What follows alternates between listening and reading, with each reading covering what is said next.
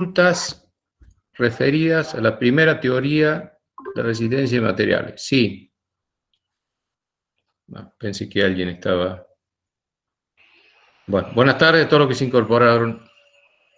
Nos estamos tomando un ratito para ver si hay algunas consultas referidas a la teoría, la primera teoría, la referida a los materiales, los ensayos, el comportamiento elástico, el comportamiento plástico.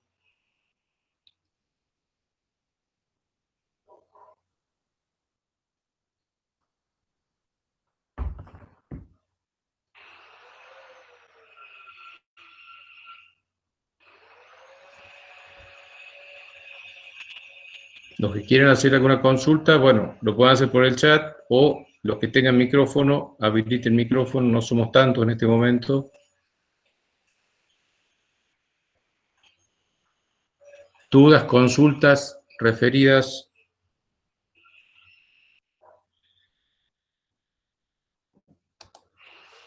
a la primera teoría, materiales, comportamientos.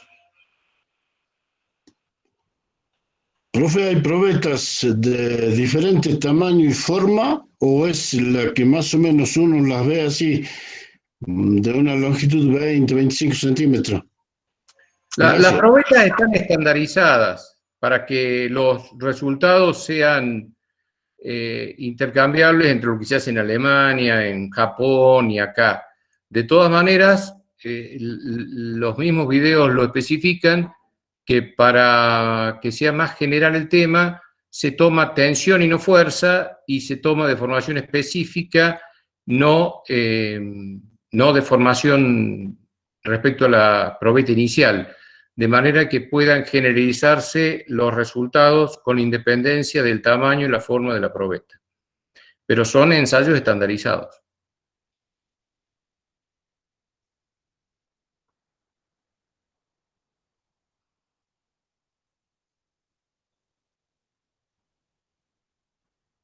¿Algo más? Recuerden, ya lo dijimos, nosotros a partir de ahora vamos a trabajar en zona elástica. Vamos a trabajar con la teoría elástica de los materiales.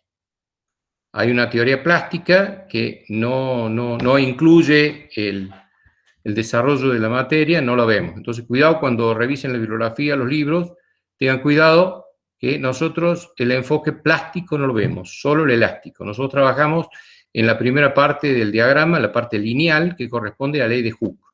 Proporcionalidad entre deformaciones y tensiones. Si hay deformaciones es porque se van a producir o se produjeron tensiones. Y las tensiones fueron generadas por la deformación del material. Bueno. Si no hay más dudas o consultas, continuamos entonces.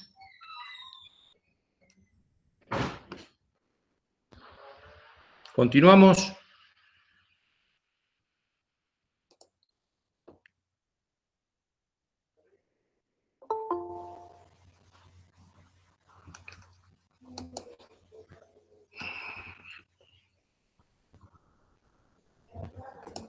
Bueno, ahora voy a intentar compartir pantalla con ustedes. Me dicen si...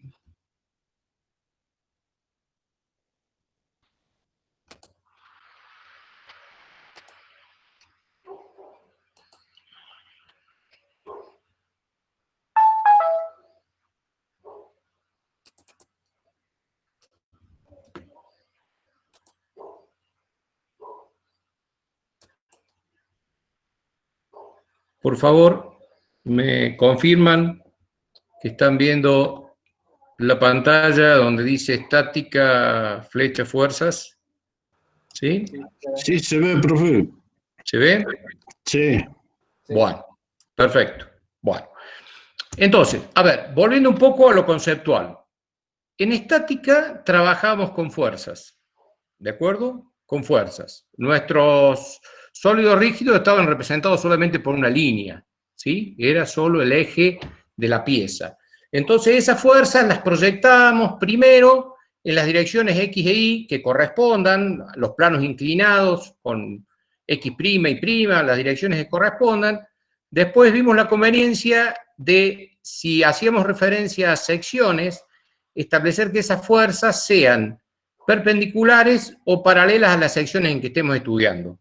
Entonces, en estática trabajamos con fuerzas que eran fuerzas o normales o fuerzas de corte, ¿de acuerdo? De los cuales hacíamos los diagramas para cada elemento estructural.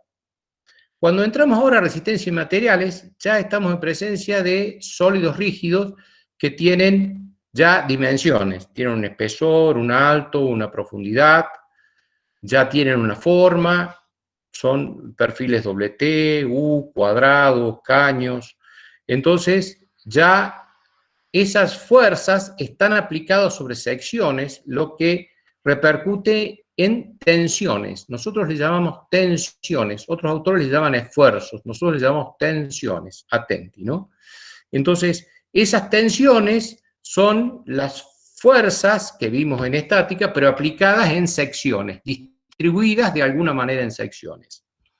De la misma manera que proyectábamos en las fuerzas en N y en Q, ahora proyectamos las tensiones, o consideramos las tensiones como sigma, que son las correspondientes a las normales, son tensiones normales, las sigmas son tensiones normales, correspondientes a estas normales, y las tensiones tau correspondientes a corte. Entonces tenemos tensiones normales, sigma, y tensiones de corte tau. También en resistencia de materiales, además de tensiones, vemos deformaciones.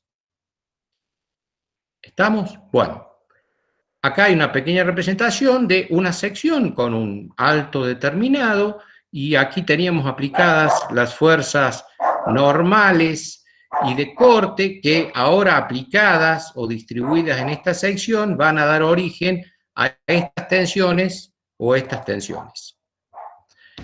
Refiriéndonos específicamente a las tensiones, en resistencia de materiales vamos a trabajar, cuando trabajemos con tensiones, vamos a trabajar siempre con tensiones o sigma o tau. Las tensiones nuestras van a ser siempre sigmas o tau. Lo que sí, de origen muy diverso. Vamos a ver varias sigmas y varias tau. Varias sigmas y varias tau. Entonces, el esfuerzo que tenemos que poner es en identificar estas sigmas qué origen tienen, porque tienen expresiones matemáticas diferentes, y estas tau qué orígenes tienen, porque tienen expresiones matemáticas diferentes.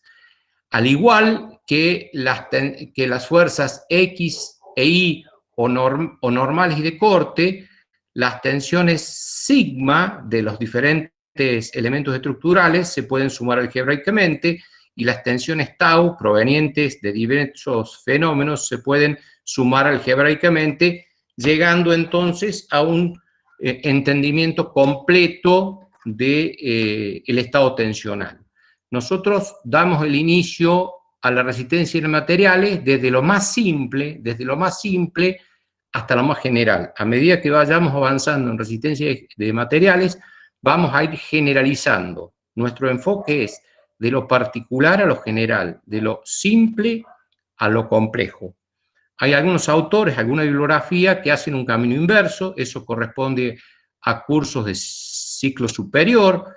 Algunos autores enfocan todo desde el espacio, desde RA3, con todas las tensiones posibles, y eso genera unos sistemas matriciales muy complejos. Esa bibliografía, ese tipo de encuadre no lo hacemos nosotros. Nosotros vamos de lo particular a lo general, no de lo general a lo particular, ¿sí?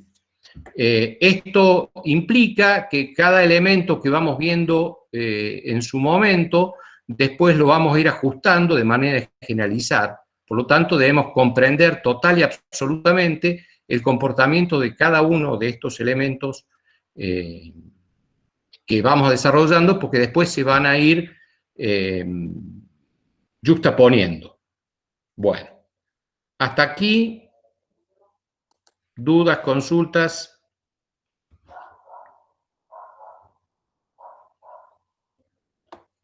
Hasta aquí, dudas, consultas.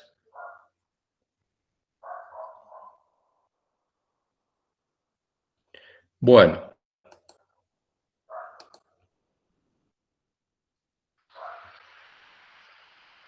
Las deformaciones, en este caso que nosotros estamos trabajando ahora, recuerden, el ensayo ha sido para tensiones axiales, o sea, sigma.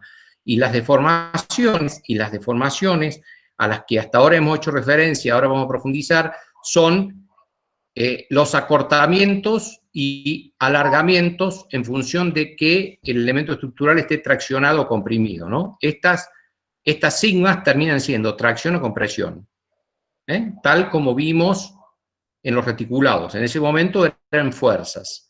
Estas sigmas son tracciones o compresiones. Y las deformaciones que provocan son acortamientos o alargamientos. Ya vimos y vamos a repasar, en el caso de que el elemento estructural se alargue, también se acorta un poquito en la dimensión transversal, y cuando se acorta, se ensancha en la dimensión transversal. Eso ya lo vimos, ya lo vamos a repasar.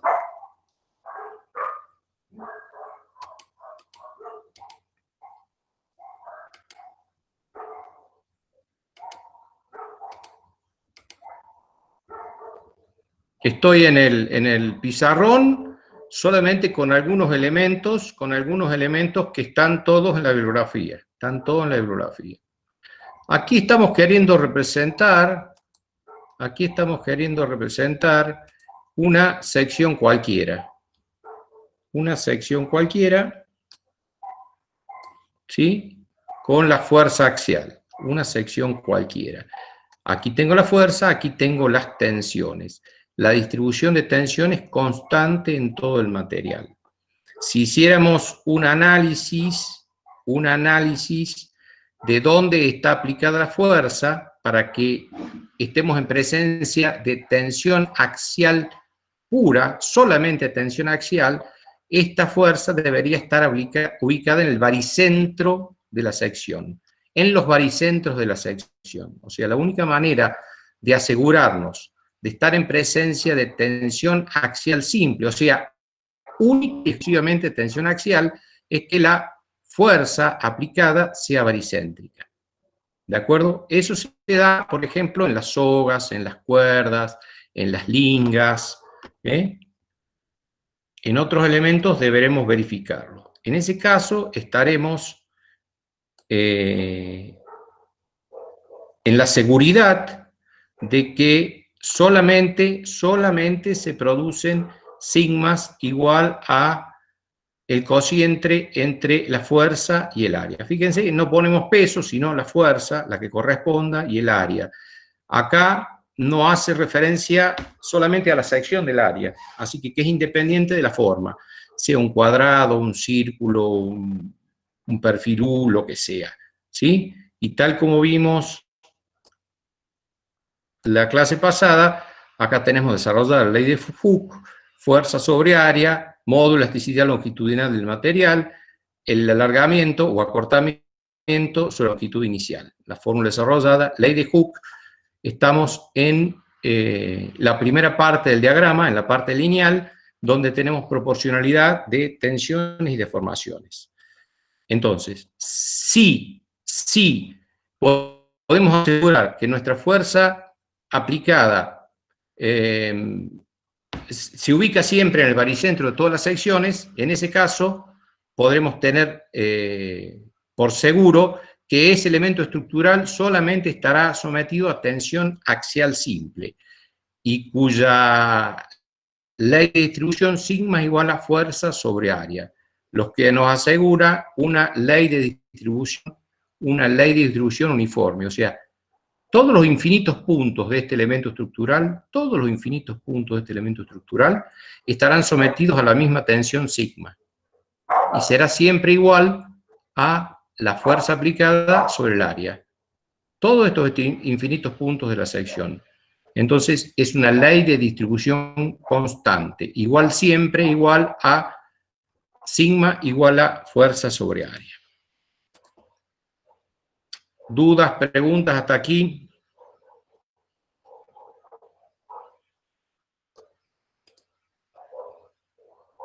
¿Dudas, preguntas hasta aquí? ¿Se entiende? ¿Vamos bien?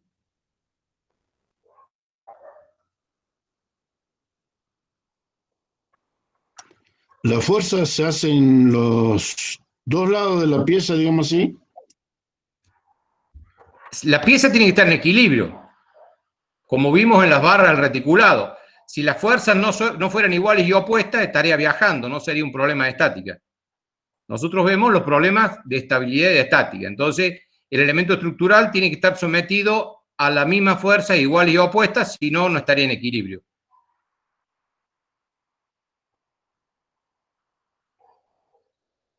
¿Esa era la pregunta, Rubén? Sí, profe, sí. Gracias. Bueno, seguimos un poquito más.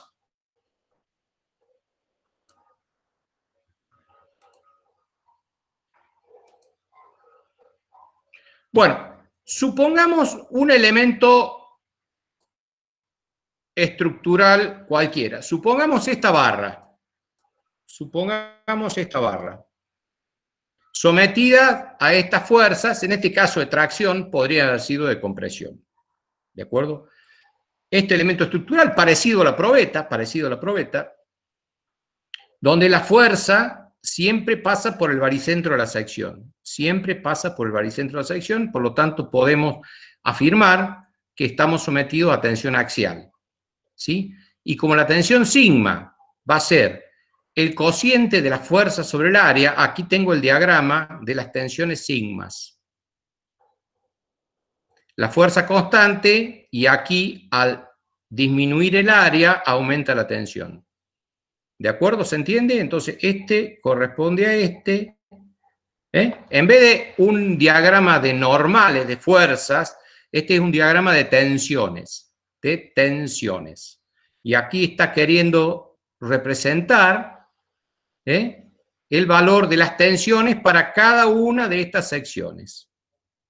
O sea que este elemento estructural, por no mantenerse constante la sección, tengo un aumento de la tensión. Si, por ejemplo, aquí fuera lleno, no tuviera la disminución en este punto, ¿sí? No podríamos asegurar esta en presencia solamente de tensión axial, porque el eje baricéntrico no pasaría, la fuerza no pasaría acá, sino pasaría por allá. ¿De acuerdo? Y entonces, en ese caso, ya habría un brazo de palanca del resultante y habría momentos, cosa que no está contemplado en tensión axial. Mientras la fuerza pase por el baricentro de la sección, puede tener fuerza, pero no brazo de palanca, por lo tanto no va a haber momento. Si la fuerza no pasa por el baricentro de la sección, ya tengo brazo de palanca y me aparece momento, entonces la expresión no es correcta. ¿De acuerdo? Bueno, entonces en este caso, este elemento estructural va a estar sometido a esta tensión máxima. Si tuviéramos que diseñarlo a ese elemento, con la expresión matemática, ¿no? Recuerden que trabajamos con la admisible. Siempre, siempre, siempre con la admisible, que es el cociente de la tensión de proporcionalidad del material con que estamos trabajando sobre el coeficiente de seguridad que hayamos elegido. Va a ser igual a siempre a la fuerza máxima sobre el área mínima. En este caso, aquí voy a tener un valor de tensión más grande. Entonces, tendría que comprobar si esta tensión de aquí es menor o igual que la admisible, en cuyo caso estaría bien.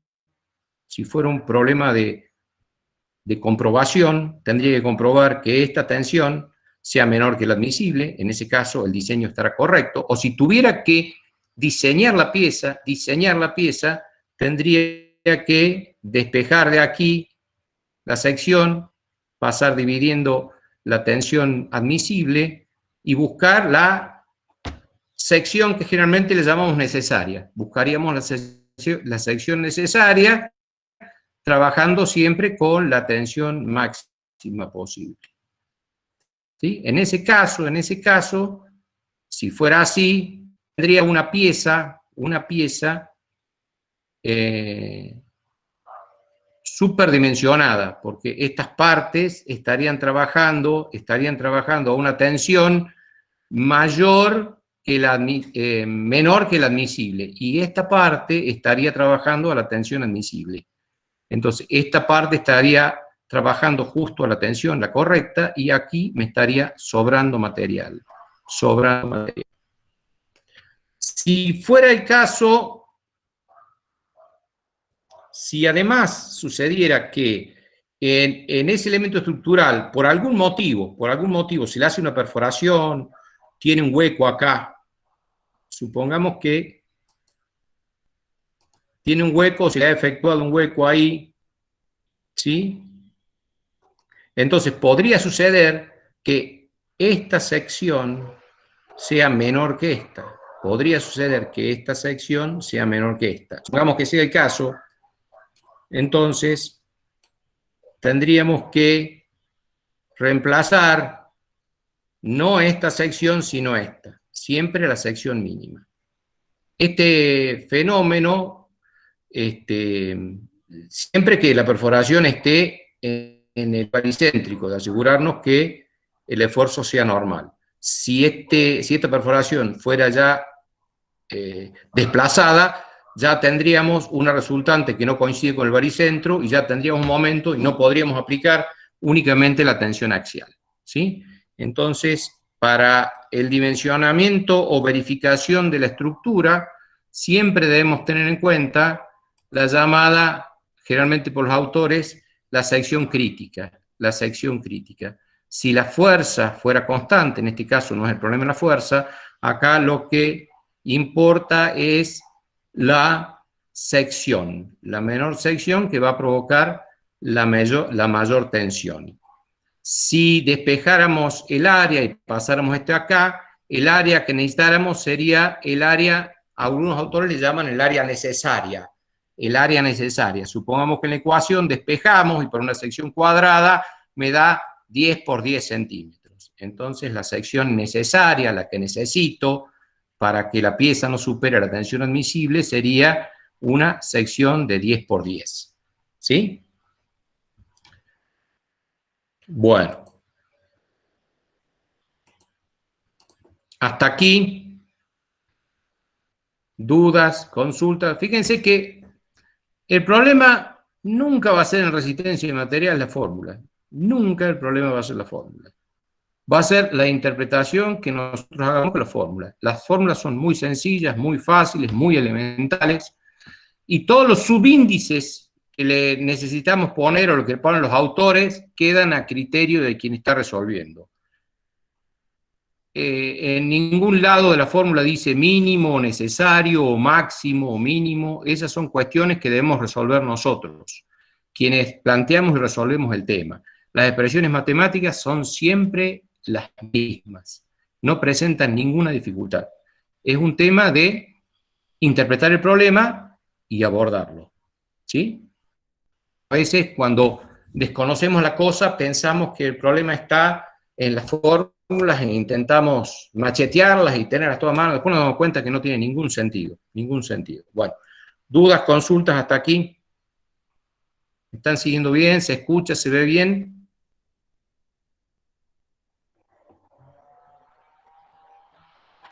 Sí, se escucha, se ve, profe. Bruno dice, sección crítica, entonces es la sección en donde se encuentra el área mínima. Ahora sí, ya te puedo dar un ejemplo dentro de un rato donde la sección crítica no es el área mínima. Por eso yo prefiero la crítica, pero estaba interesante este ejemplo porque en este caso la crítica es la mínima. Ya te voy a dar un ejemplo donde la crítica es crítica, pero no es la mínima.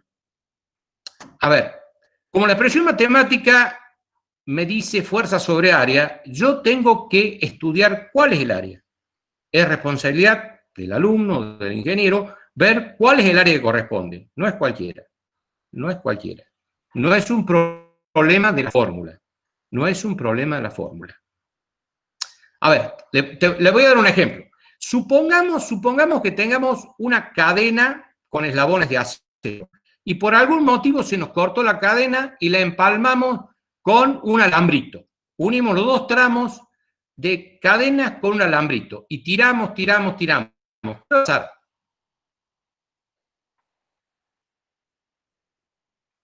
Tiramos. ¿Qué va a pasar? Se corta el alambre. Se va a cortar la cadena, ¿dónde? En el alambre, porque es la parte más delgada. Y esa célebre frase que dice, el hilo se corta siempre por la parte más delgada, y es eso. Entonces, no importa cuán larga sea, cuánto sean los eslabones, cuánta resistencia tenga cada eslabón de acero, de lo que sea, si hemos empalmado y yapado con un alambrito, se va a cortar ahí. Entonces, la sección crítica va a ser la sección del alambrito con que hemos empalmado. ¿Va por ahí, Bruno? ¿Se entiende más o menos? Es conceptual, no es un problema de fórmula. Es conceptual. Bueno, continuemos un poquito más.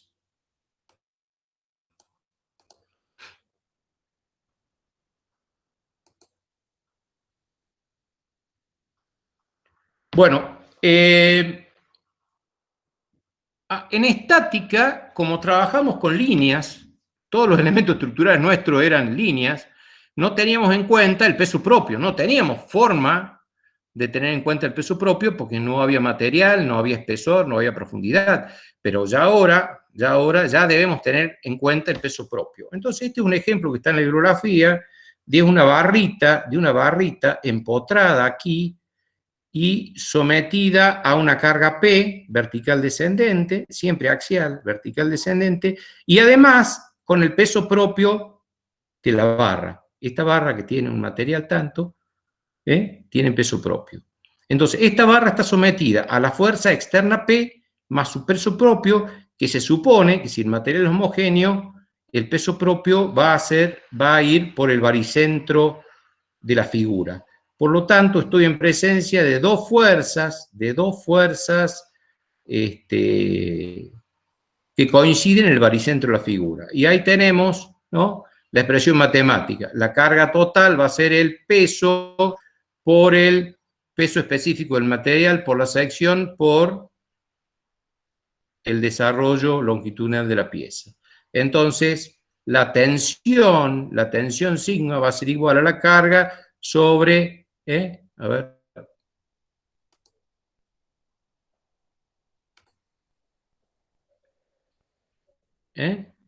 ahí tengo.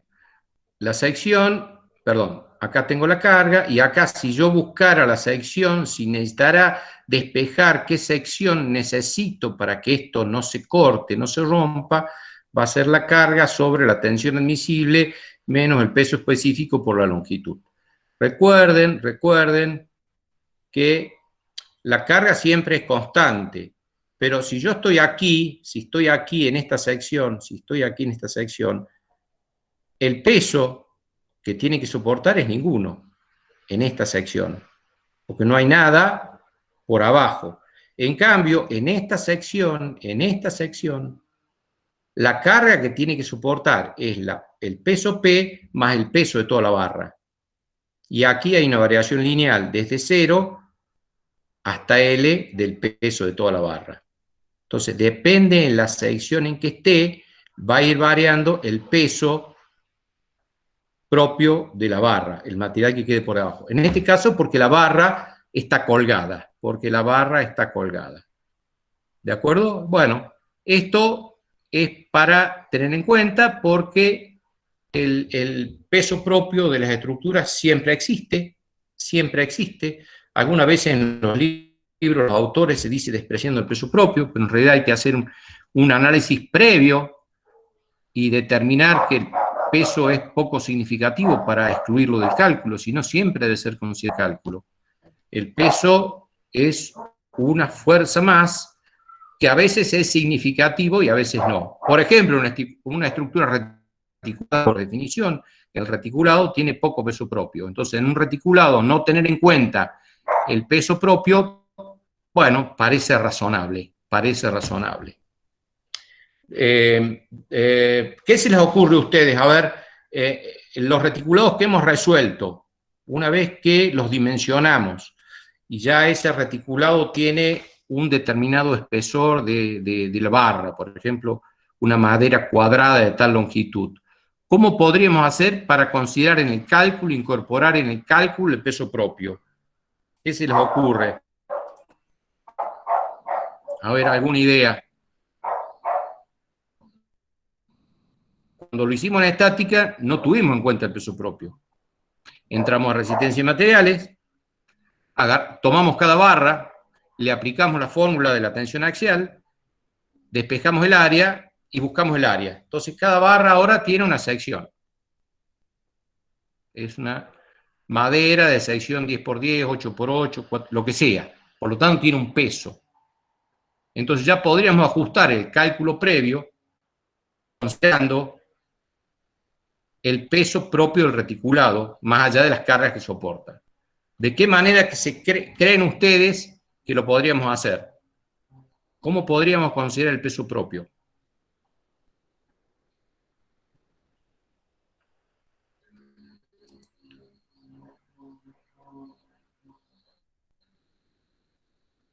A ver, ideas,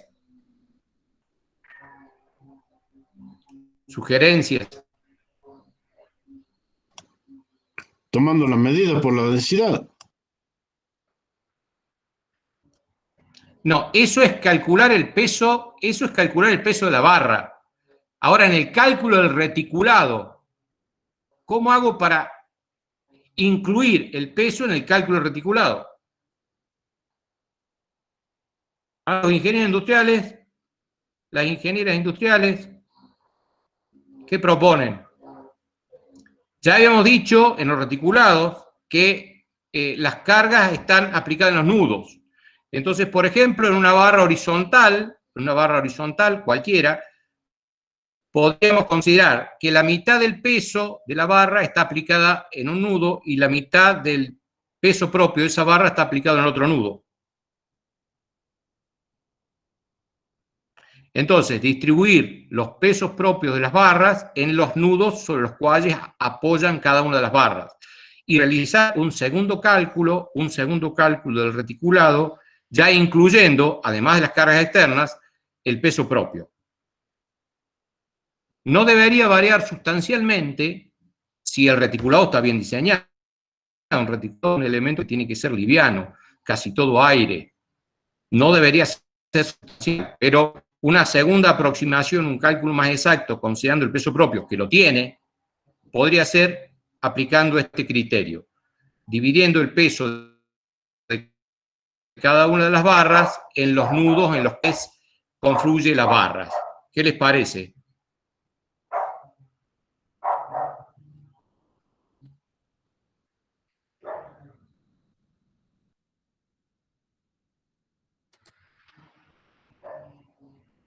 No se los escucha.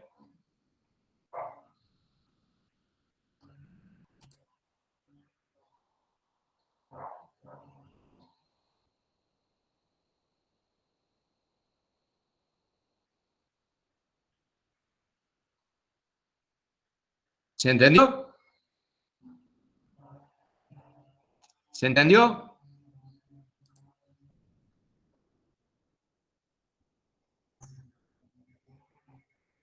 Bueno, parece que están un poco dormidos. Bueno, ahora vamos esta situación. Fíjense, en este caso la barra estaba colgada, la barra estaba empotrada arriba y colgaba. Supongamos que la situación sea la siguiente. Supongamos que tengamos ahora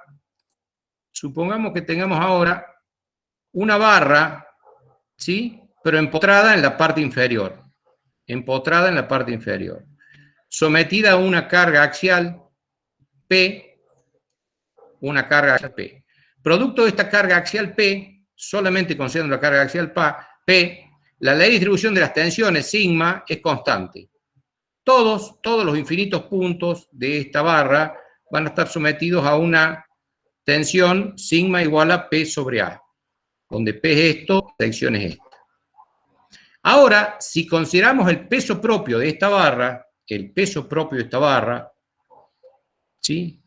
Que aquí el peso propio que soporta es ninguno, y acá es el del toda la barra, con una ley de variación, y este sería el diagrama de distribución de las tensiones sigmas correspondiente a peso propio. Este. ¿Sí? Donde aquí soporta todo su peso. Entonces, ahora, si combinamos los dos, o sea, la situación de la carga solamente y el peso propio, que es lo real, va a tener un diagrama de este tipo, donde ya no tengo la ley de variación uniforme, sino que acá tengo la tensión debida únicamente a la carga P, y acá en esta sección, la sección crítica, la tensión originada por la carga exterior P más el peso propio. ¿Sí? Entonces,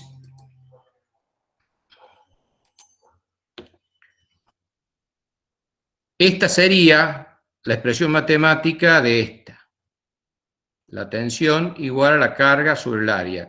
Y esta sería la expresión matemática de la tensión aquí en la base correspondiente al peso propio. Lo mismo que vimos recién, sigma por la sección por L sobre A. Si combináramos las dos, tendríamos en esta. Entonces, si ahora tuviéramos que dimensionar, darle dimensiones a esta columna, la dimensión que debería tener aquí, por ejemplo, sería la correspondiente a resistir esta carga, solamente P. En cambio, aquí en la base debería tener una dimensión suficiente para resistir esta tensión. Estas dos tensiones se pueden sumar, de hecho se suman, y de acá se despeja el área. El área para esta es de la suma de estas dos, y el área para esta es de esta únicamente. Entonces, en ese caso, aquí le llamo sección crítica, ven que no es mínima, es la sección crítica, porque es la sección que está sometida a mayor tensión. Entonces, en este caso, podríamos tener, sería conveniente hacer un diseño de nuestro elemento estructural, este elemento estructural, aquí con la dimensión exacta y aquí con la dimensión exacta, para no poner material de más. Si dimensionáramos la pieza todas con la tensión máxima, y sería un rectángulo donde aquí tendría igual valor que la base. Entonces estaríamos desperdiciando material, porque aquí solamente está aguantando la tensión P. Bien, ¿se entiende hasta aquí?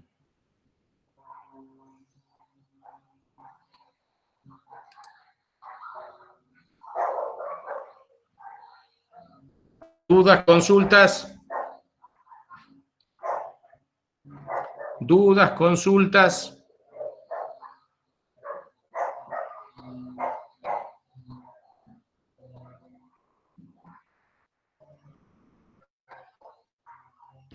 Supongamos que tuviéramos la siguiente situación. Estamos en una fábrica y tenemos que fabricar 1 millón de postes como el del esquema de recién. 1 millón de postes. Obviamente, tenemos que gastar la menor cantidad posible de material y después que ese material sea lo más chico, más liviano posible, porque después hay que trasladarlo y pagar fletes y pagar un montón de plata en función del peso que tiene, o sea, de las dimensiones. Entonces deberíamos ajustar las dimensiones a las dimensiones estrictamente necesarias, hacer un diseño ingenieril. En ese caso debemos determinar las secciones mínimas, las secciones necesarias del elemento estructural. ¿Sí? En este caso, fíjense que podría ser un ejemplo de un poste de hormigón. El hormigón podemos, con el encofrado, regular la sección de manera de poner la cantidad de sección necesaria. Entonces, por ejemplo, serían columnas de hormigón, haríamos un molde, verteríamos el hormigón de manera de que tenga esta forma. Creo que esto se ve en la calle, ¿no? Si trabajáramos con un poste de madera, bueno, los árboles, más o menos en su tronco o en sus ramas, tienen esta forma, nos ayudarían con una sección más grande abajo y otra menor arriba. Si lo tuviéramos que hacer con caños metálicos, los caños no vienen de esa forma, vienen con sección constante, entonces podríamos trabajar con una sección de caño hasta acá, luego acá con otra sección de caño, y acá con otra sección de caño, por ejemplo, 3 secciones, la mayor diámetro, diámetro intermedio y menor diámetro, de manera de hacer una columna con 3 diámetros de sección metálica, cada vez más chica, de manera de ajustarnos al desarrollo. Entonces, gastamos menos material, lo hacemos más económico, y tenemos ventajas comparativas.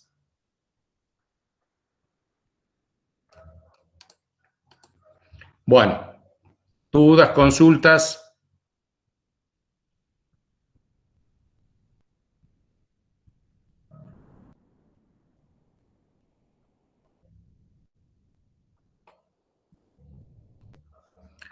Dudas, consultas. En ese caso, no estaríamos hablando de una sección mínima, sino de la sección crítica. La sección crítica sería, en este caso, la base de la columna. ¿Por qué? Porque ahí está ubicada la mayor tensión. Entonces corresponde a una sección mayor. En un diseño tradicional, calcularíamos la sección crítica y haríamos toda la columna de esa sección. En ese caso estaríamos trabajando desaprovechando el material, porque no necesitamos tanto material arriba, porque no hay tanta tensión. Entonces, lo ideal en ingeniería es colocar la sección imprescindible, la sección imprescindible. Entonces, este sería un caso donde tendríamos un elemento estructural de sección no constante. De sección no constante. La sección se va a ir ajustando a la tensión. Entonces, en este caso, todos y cada uno de los puntos estaría trabajando la tensión admisible. Todos y cada uno de los puntos estaría trabajando la tensión admisible, que sería la situación ideal, el diseño ideal, sobre todo en una pieza de alta precisión o que se repite muchas veces, o por ejemplo, que sea parte de un elemento de un avión o algo que necesitamos que sea liviano y no debamos incorporarle material innecesariamente. ¿Dudas, consultas?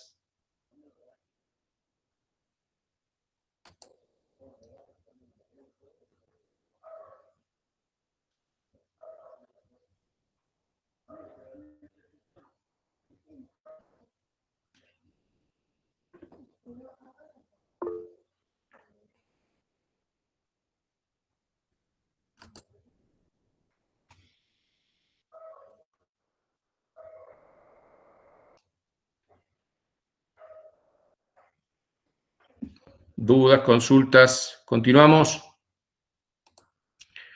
Supongamos que en lugar de esta fuerza vertical descendente, aquí aparece una fuerza horizontal, un cable que tira, en lugar de esta fuerza. Un poste para sostener un cableado.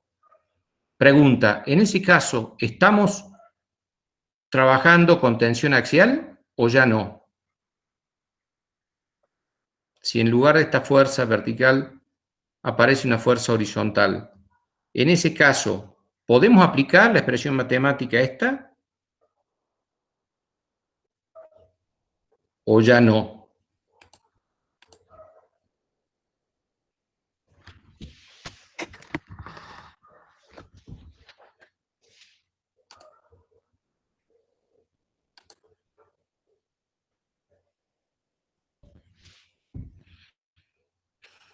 A ver, ¿Quién habilita el micrófono y opina?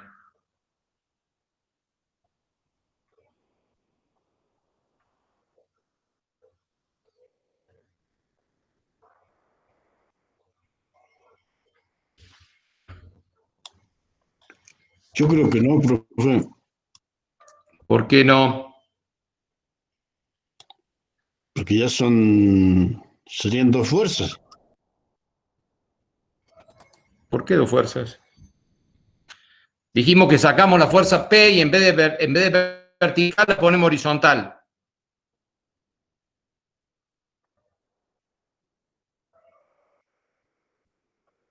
¿Sigue siendo un problema de tensión axial?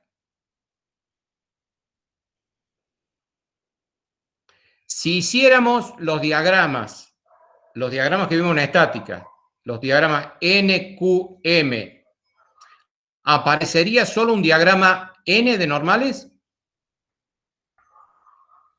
¿O aparece otra cosa ahora?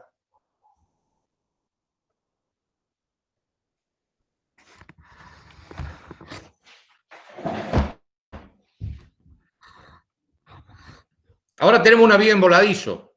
Ahora aparece un momento flector. Por lo tanto, no es un problema de tensión axial. No es un problema de tensión axial, porque aparece un momento. Tensión axial es cuando aparecen esfuerzos normales nada más, como los del ensayo. Entonces, en ese caso ya no sería un problema sola y exclusivamente de esfuerzo normal, sino sería una viga en voladizo. Flexionaría, entonces no sería la expresión matemática correcta esta, no lo podríamos resolver. Tenemos que esperar a profundizar más en resistencia y materiales para abordar ese tema.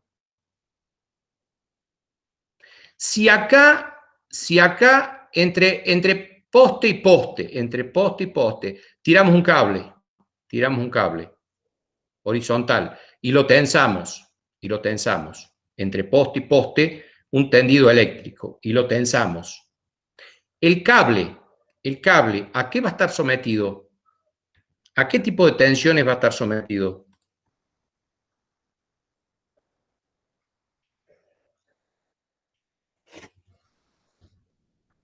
¿A qué tipo de tensiones va a estar sometido?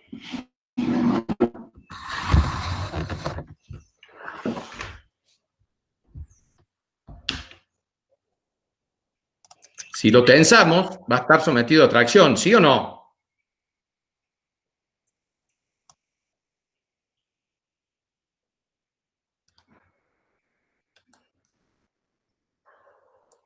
Si lo tensamos, va a estar sometido a tracción. Pero además, como tiene el peso propio, el cable, va a tender a pansearse por el peso propio. Entonces, ese cable horizontal, por el efecto del peso propio, tampoco va a ser un caso puro de tensión axial. Va a tener algo de tensión axial, pero también va a tener un efecto de ese cable que se pansea producto del peso propio, que por más que estiremos, siempre se va a pansear algo, va a bajar, ¿no? Por efecto del peso propio.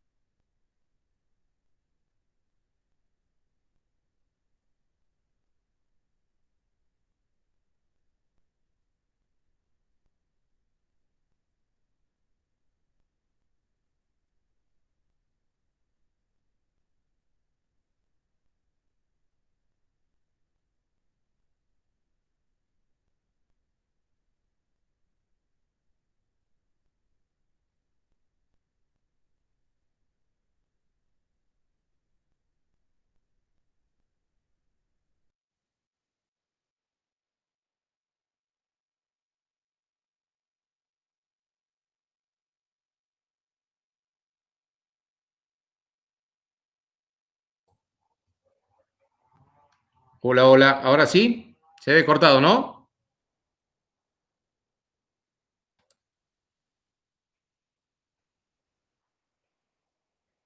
Hola, hola. ¿Retomó la conexión? Bueno, bueno, a ver, retomemos un poquito.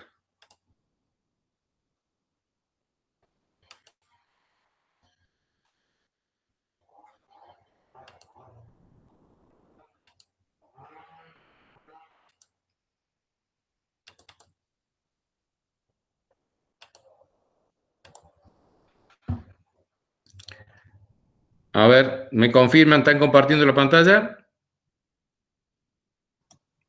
Sí, ahí se ve, profe. ¿Ahora sí? Bueno. Entonces, le decía, la diferencia de temperatura produce que se alargue o que se acorte. Ese no es el problema. Se puede alargar y acortar sin que aparezcan tensiones, pero si el alargamiento o el acortamiento por el apoyo está impedido, como en este caso, un empotrado, la longitud de L no puede variar. Entonces, este elemento estructural que tiende a cortarse o alargarse y no se lo permite, va a generar tensiones de tracción o compresión, pero de origen térmico, Entonces, si ese delta, por razones constructivas, no lo podemos solucionar, no le podemos dejar que se alargue o se acorte, se van a generar tensiones de tracción o compresión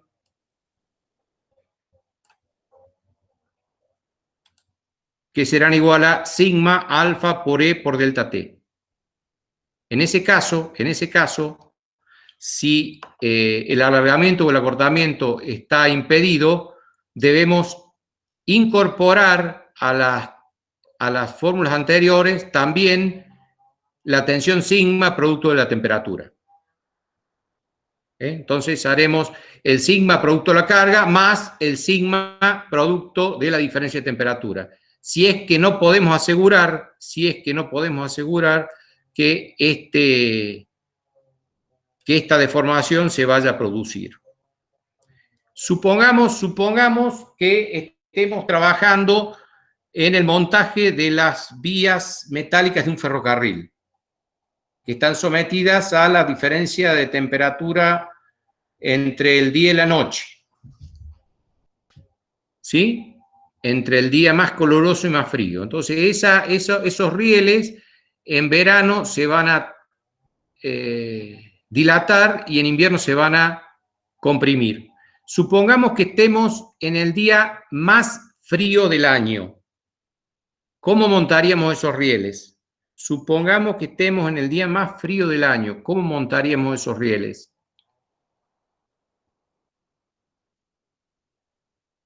¿Los pondríamos a tope?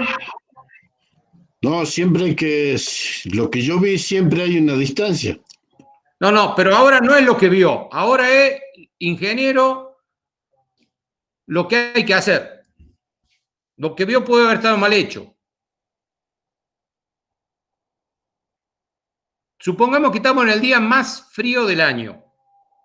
¿Esos rieles van a tope o separado? Y si van a separado, ¿cuánto?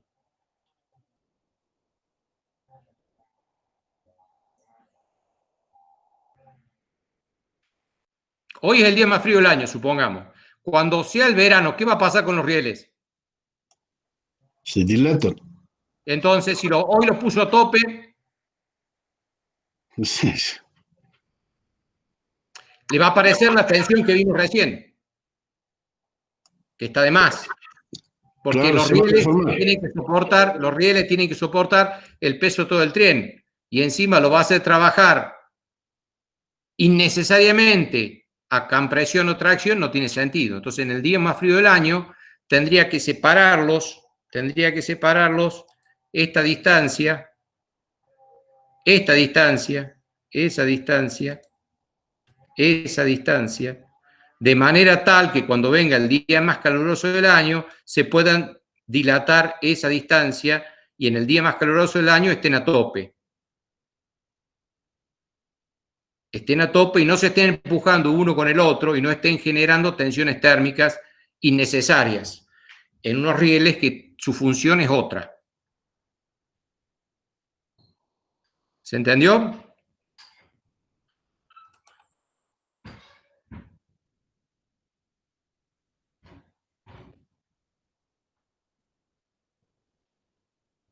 Lo mismo pasa con el contrapiso o el pavimento de la calle.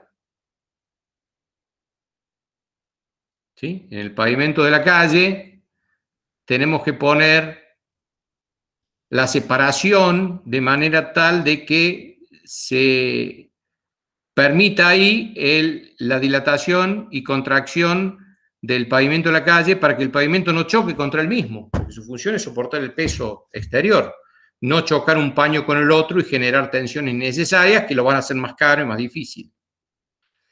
Ahora, cuando esté ese pavimento en el invierno, cuando esté contraído, ese hueco que tiene esa separación, si se llena de piedras, cuando se quiera dilatar, es como si estuviera un macizo uniforme. Va a chocar uno con lo otro, como no está diseñado para tracción o compresión, se va a romper el pavimento ahí.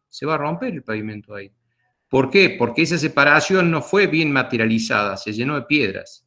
¿Qué habría que hacer en ese caso? ¿Qué se hace en ese caso? ¿Qué han visto en ese caso? Y le dejan una junta. ¿Qué le ponen en la junta? ¿Qué le ponen? Parece alquitrán. ¿Para qué? Porque ese material permite expulsando el material, traccionando y comprimiendo, expulsando el material, no choquen uno con el otro y no se llene de sólidos. Entonces, ese material que no trabaja estructuralmente es para que no se llene de sólidos y el hueco siga siempre presente. ¿De acuerdo? Eso pasa en las losas de los techos, eso pasa en muchísimos elementos. Ni que hablar con los gradientes térmicos terribles y tremendos que hay, por ejemplo, en la puna. Entonces los materiales sufren o pueden sufrir tensiones térmicas, y si no están diseñados y preparados para ello, en una fábrica, imagínense en cercanías del horno, o los elementos que transmiten calor en una central térmica. Todos esos elementos tienen que estar diseñados y verificados para las tensiones térmicas. O bien permitir que se dilaten o contraigan, o bien, si no puede ser eso posible, incorporar en el cálculo las tensiones térmicas. Es un sigma más. ¿Dudas, preguntas hasta aquí?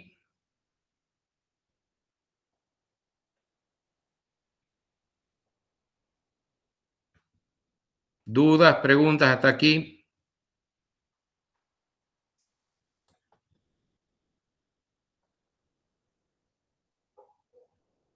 ¿Te escucha bien? ¿Se ve bien? Muy callado hoy.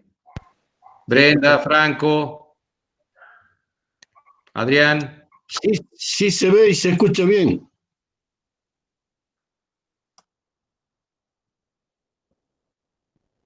Bueno, están muy poco entusiastas los muchachos, muy poco entusiastas. Bueno, sigamos.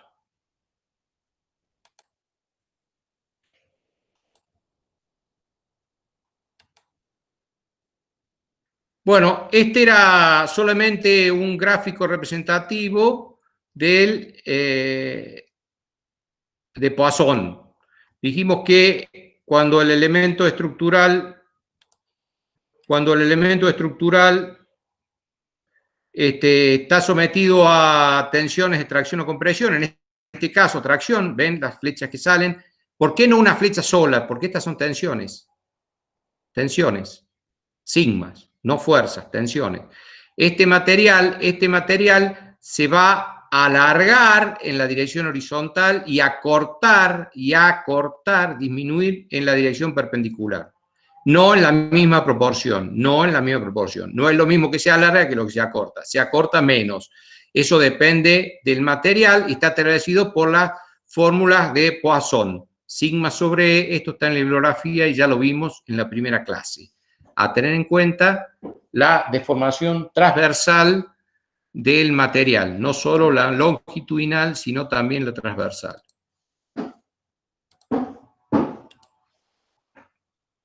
También tener en cuenta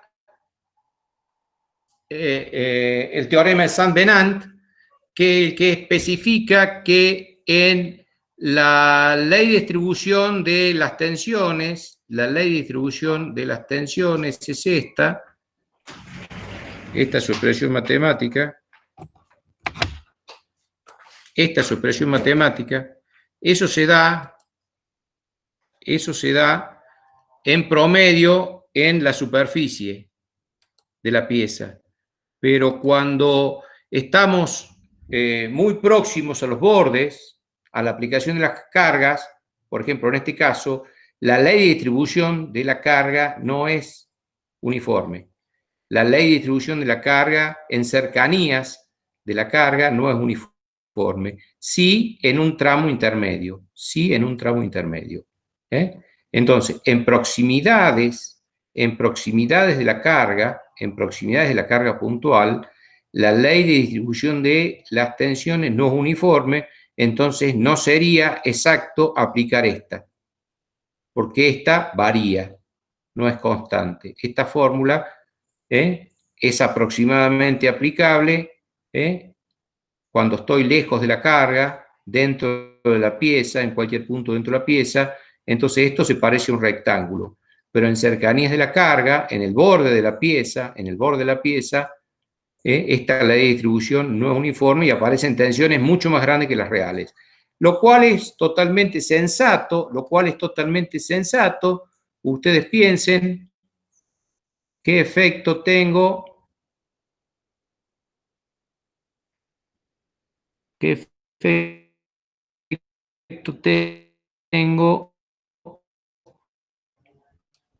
aquí, aquí. Por ejemplo, acá ¿qué tensión tengo? Y ninguna.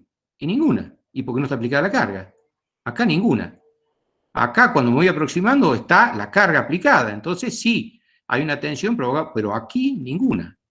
Entonces, esta ley es aproximada, pero a partir de aquí. Ya en donde está ubicada la carga, en su cercanía, la ley de variación no es tanto.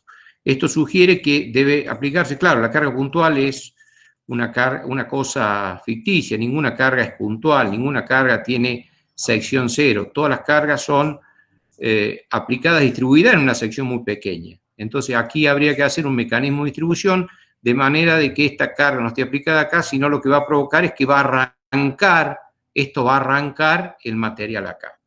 Principio de Saint-Venant, ya lo vimos la clase pasada, está en la bibliografía.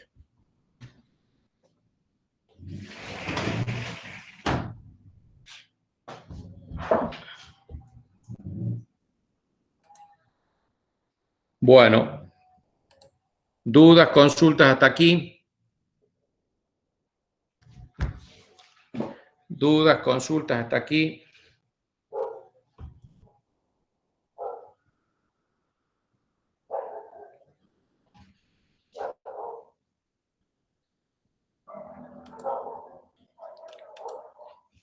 Bueno, cuando estuvimos en estática, vimos que las estructuras las clasificamos de acuerdo a la cantidad y calidad de los apoyos. Las estructuras podrían ser hipostáticas, isostáticas o hiperestáticas. Las hipostáticas las podíamos calcular, teníamos el número suficiente de ecuaciones, pero teníamos que tener en cuenta que esas estructuras se movían. Entonces, para determinados usos son factibles, para determinados usos son posibles, por ejemplo, juegos infantiles, pero son estructuras que se mueven. Hipostáticas, pero las podemos calcular. Las estructuras isostáticas tenían el grado de apoyos estrictamente necesarias, las podíamos calcular. La estática nos daba las ecuaciones suficientes para calcularlas. Y con las estructuras hiperestáticas ya habíamos determinado que la cantidad de ecuaciones que nos proporcionaba la estática no era suficiente para resolverla. Necesitábamos ecuaciones adicionales. Esas ecuaciones adicionales, ya dijimos en su momento, nos las iba a proporcionar la resistencia de materiales. Entonces llegó el momento de poder plantear, por ejemplo, un caso muy sencillo, muy elemental, de un sistema hiperestático y ver cómo la resistencia de materiales acude en nuestra ayuda para resolver el tema. Supongamos que tengamos una situación como la siguiente, una estructura, un tubo empotrada, aplicada una fuerza P horizontal axial acá en el punto intermedio. ¿Sí? Entonces, esto, si la queremos resolver, tenemos que determinar las reacciones que se producen a izquierda y a derecha. Fíjense que si tengo acciones horizontales, solo voy a tener reacciones horizontales, como son baricéntricas, no hay momento, entonces lo único que tengo que obtener es el valor de la resultante horizontal a izquierda y el valor de la resultante horizontal a derecha, que le llamemos R1 y R2. Entonces, las ecuaciones de sumatorio de fuerzas verticales no nos aportan nada, la sumatoria de momentos tampoco, porque no hay momentos, solamente tenemos una ecuación de la estática sumatoria de fuerzas horizontal igual a 0, que va a ser igual a R1, presuponiendo su sentido, la reacción izquierda, menos R1, más P, más R2 igual a 0.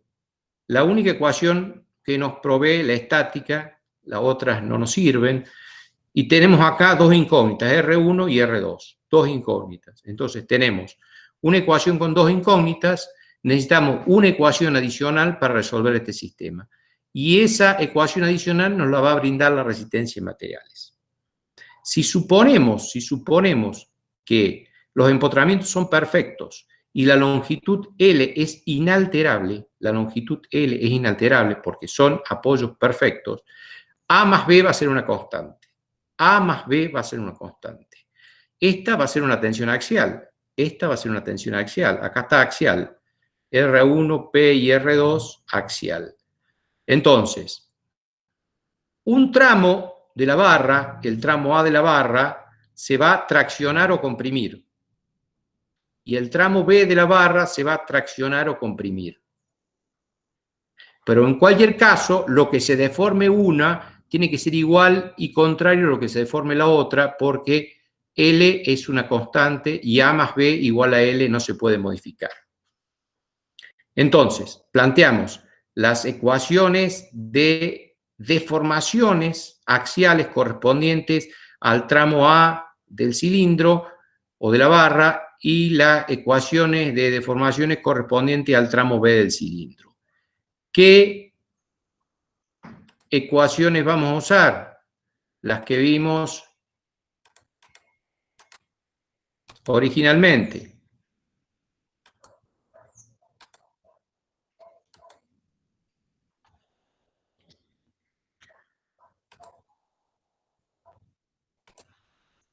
Este era el alargamiento, delta L. Entonces despejamos delta L. Delta L, el L pasa multiplicando y el E dividiendo. Entonces acá vamos a tener delta L, la fuerza por la longitud de la barra, sobre la sección de la barra, sobre el módulo de elasticidad longitudinal del material de la barra. Eso para cada uno de los tramos de nuestro tubo o elemento estructural. Esto está todo en la bibliografía. Es solamente un ejemplo. Bueno, entonces, como la deformación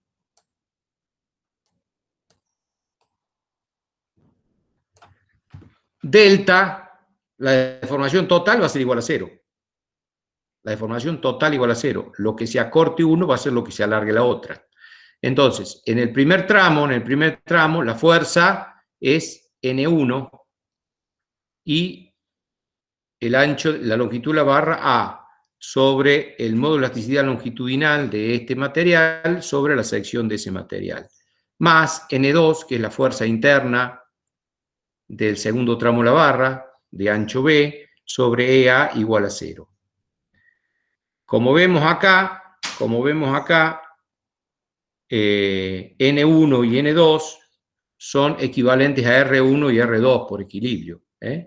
Lo que tira de un lado es lo mismo que tira el otro. Entonces, si reemplazamos acá R1 por R2, tengo una ecuación en dos incógnitas, que sumado a la anterior, que es esta, me permite resolver este sistema de dos ecuaciones con dos incógnitas. Entonces, resolviendo acá, R1 igual a, en este caso particular de este ejemplo,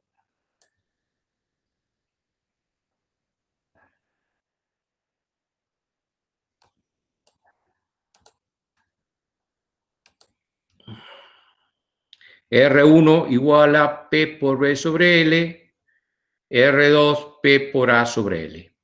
Entonces, acabamos de resolver un sistema hiperestático sometido a tensión axial simple, hiperestático, grado de hiperestaticidad 1, aplicando una ecuación de compatibilidad de las deformaciones, ¿Por qué compatibilidad? Y bueno, porque en este caso, de acuerdo a las condiciones de apoyo, la deformación tiene que ser igual a 0.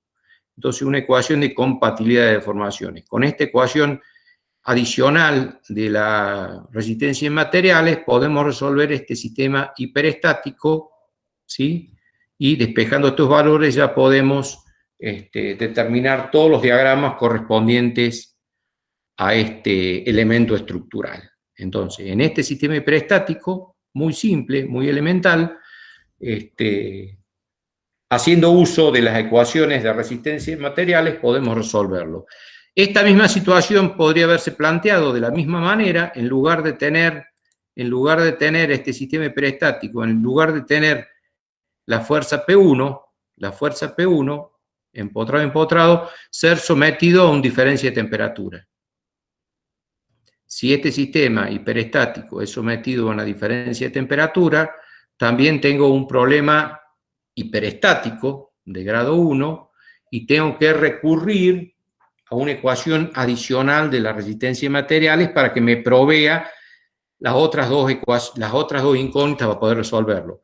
En este caso fue aplicando una carga P, el ejercicio podría haber sido aplicado con una diferencia de temperatura, entonces aplicando los dos conceptos, diferencia de temperatura e hiperestaticidad, y a través de la misma ecuación de la compatibilidad de deformaciones, obtener la segunda ecuación y resolver el sistema.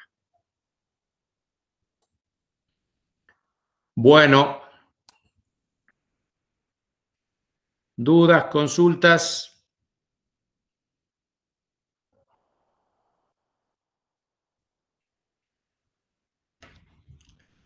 Entonces, cumplido el compromiso de plantear ecuaciones adicionales de la resistencia de materiales para resolver sistemas hiperestáticos muy elementales, muy básicos. ¿Dudas, consultas?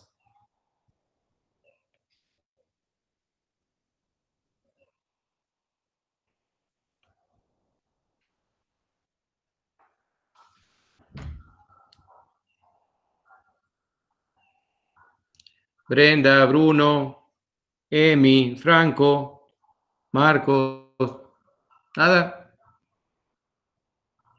No creo que se entienda todo. ¿Alguna duda, alguna consulta, alguna pregunta debe haber? Me imagino, ¿no?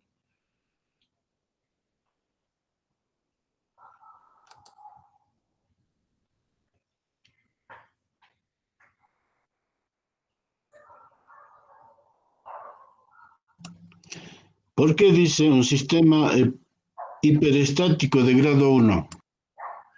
Bueno, porque el grado de la hiperestaticidad es la cantidad de vínculos que tiene de más. Aquí tiene un apoyo de más. Por lo tanto, tiene una reacción que no puedo calcular. Necesito una ecuación adicional. Cuando había un grado de hiperestaticidad 1 de más, me genera una reacción de más y tengo que calcularla. En este caso, incorporo tantas ecuaciones de resistencia de materiales como grado de hiperestaticidad tenga. Si fuera un grado de hiperestaticidad 3, necesitaría buscar 3 ecuaciones de resistencia de materiales para resolver el sistema.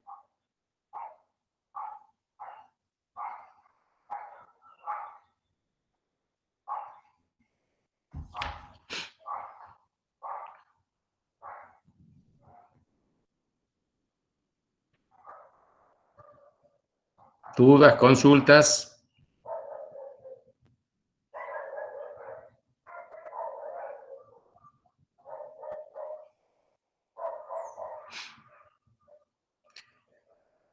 A ver, necesariamente en resistencia de materiales los temas tienen que quedar cerrados. No hay otra instancia. Este tema no hay un después. Porque sobre este tema armamos el próximo, el próximo, el próximo y el próximo. Entonces, sí o sí, este tema hay que entenderlo y muy bien ahora. Ahora. Porque sobre este tema se van montando y superponiendo los siguientes. Entonces, tal vez en otras materias me puede quedar una duda y tal vez después, no sé, si lo vemos, en esta, imposible, porque arrancamos en temas muy simples, muy básicos, y le vamos adicionando temas de mayor complejidad y realidad. Nos vamos aproximando a la realidad, y cada vez que vamos a la realidad, lo vamos haciendo más complejo y más íntegro. Y todos estos elementos van a estar presentes. Nada más que se van a sumar algebraicamente a los que vamos a ver más adelante. Por eso es muy importante que el tema quede entendido, pero bien entendido, pero bien entendido.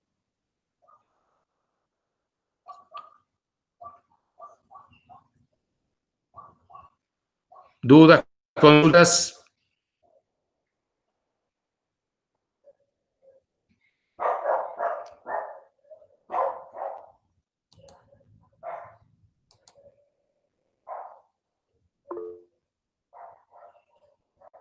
A ver.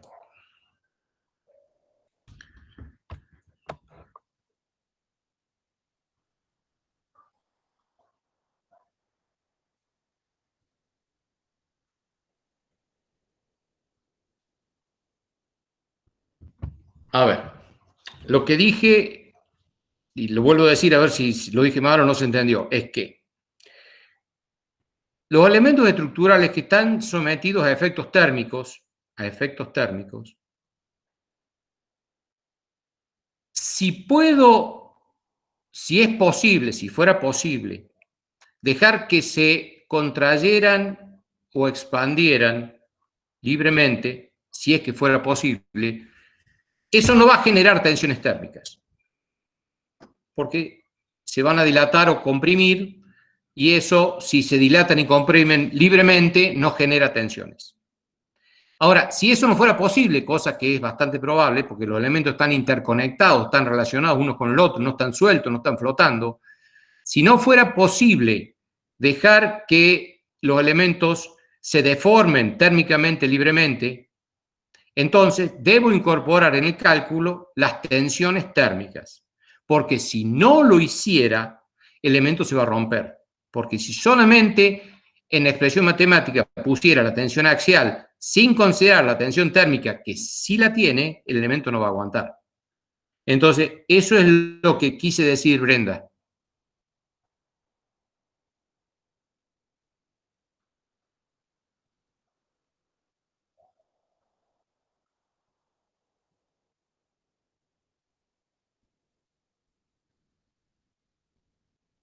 ¿Se entendió ahí más o menos?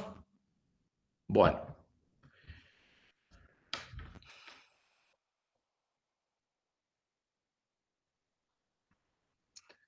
Tienen el material para leer, tienen que leer el material completo.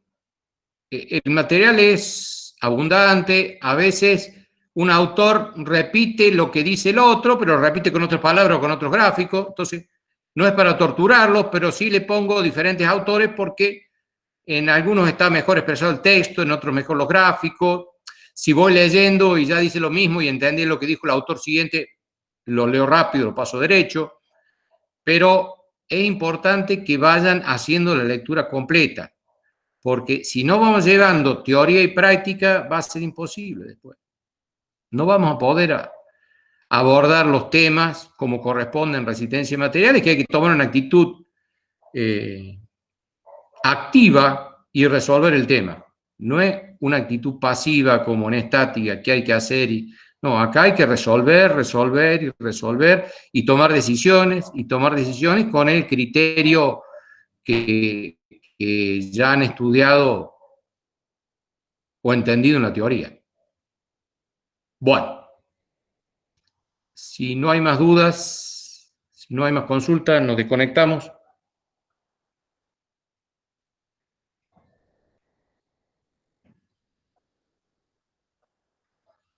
Si no hay más dudas, sí. ¿Usted lo sube el Franco. video enseguida? Y no, enseguida no, pero calculo que cuesta bastante transformarlo. Yo calculo que esta noche o mañana ya estará. Gracias, profe. Bueno. ¿Dudas, consultas?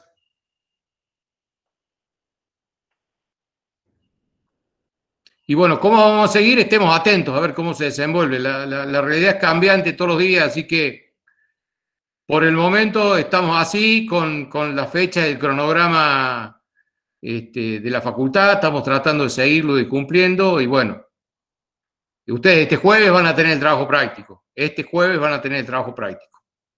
¿sí?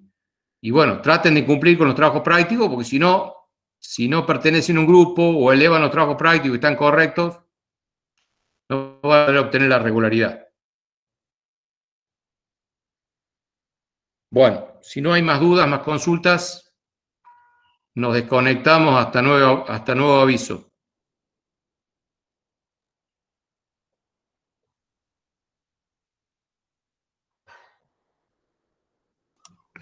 Gracias y hasta luego, profe. Hasta luego, Rubén. Bueno, ¿no hay más dudas, más consultas?